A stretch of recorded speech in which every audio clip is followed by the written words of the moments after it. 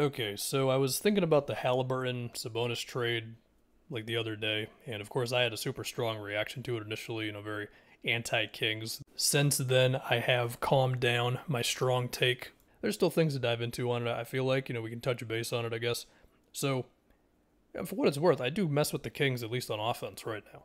I'll throw a quick number at you. The Kings had an offensive rating of 115 when Fox and Sabonis shared the court together, which would be second in the league if you did it as a team for a whole year. I mean, the Sabonis-Fox two-man game, with the handoff actions, and the thing that was my favorite was, Fox brings it up court, throws it to Sabonis on the wing, immediately just starts cutting to the basket, running like from half court or whatever. Sabonis hits him in stride, and then from there you make the next thing happen, whether it's a layup, whether it's kick it out to somebody, which now can be Harrison Barnes, Keegan Murray, Kevin Huerter, Malik Monk. And a lot of those guys can also profit now off of the way Sabonis plays. And, he's on the elbow. He's like, all right, who do I run a handoff action with? Somebody get over here. That can be for Davion, Huerter, Malik, all of them. It's certainly a more exciting offense than watching Haliburton and Fox just basically trade pick and rolls while the other one's watching from the corner, you know what I mean? I mean, sure, catch and shoot opportunities could be there, but we all got it. It was a bit of like, this really isn't the best for either one of these guys. Like, both of these guys are meant to be running the show, right? Although for what it's worth, the Kings offense was in the top half of the league in Haliburton's rookie season. I will get to the defense in a second, but I guess what I'm wondering is, what was the higher ceiling? Was it figuring out Haliburton and Fox, or just being like, look, it's too hard to get it to work with these two, let's just pivot to Sabonis, who is a very good player, there's no doubt. I guess some of that comes down to the coaching staff. If it was Eric Spoelstra, I'm convinced he could make any two combinations of players work at this point.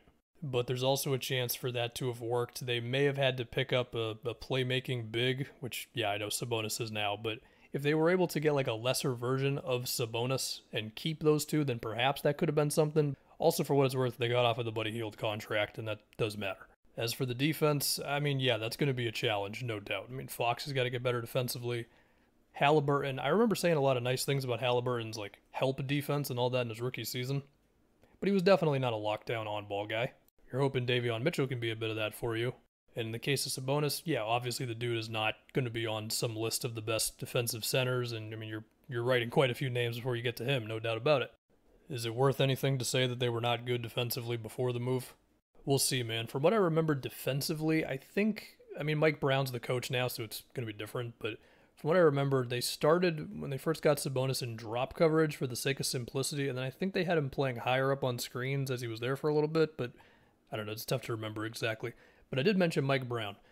So Mike Brown was an assistant coach for the Warriors starting in 2017, which means he had a front row seat for the analytics revolution and three-point attempts and free-flowing offense and switching defense and all that good stuff. I do think Sabonis' play style with De'Aaron Fox can keep the offense from getting too stagnant. Because again, it's just Sabonis' DNA. He's got the ball, he's looking around, running a handoff with somebody, they come around, and then from there, maybe it's Kevin Huerter on a pull-up, maybe it's De'Aaron Fox turning the corner with a burst of speed, maybe it's just hitting Sabonis with a pass on the roll. Mike Brown's last team, which was that 2014 Cavs team, and then he had a Lakers team for a little bit, those teams were routinely towards not the top of the league in three-point attempts, nowhere close to it really. Given the roster and him coaching the Warriors, I would imagine it's not going to be the same thing again. With all of that said, I think the hope if you're Sacramento is making the play-in tournament. So take that for what you will. I know some people, like last year, I remember seeing Kings fans being like, screw it, just blow the whole thing up, get as many picks, and just try this whole thing again. So, okay. Look, they're going to have to pay Sabonis in 2 years. They've also got Harrison Barnes' contract after this year. There is a chance that the ceiling of this group is not super high in the West. You are going to need De'Aaron Fox to enter a different conversation of how we look at players in the league, And if he doesn't figure out the jump shot, I don't know. He's going to have to become like a dominant force of an inside scorer and all that. For what it's worth, his mid-range percentage was better this previous season. Anyway, to talk about Indiana, of course, if Haliburton ends up becoming a, 5-time All-Star, then it's going to be tough to be like, yeah, that was a good move for the Kings, even if you do mention the fit stuff and all that.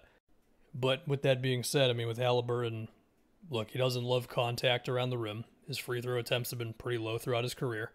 Luckily, he can make shots. His mid-range stuff, his floater stuff, all that has been damn good.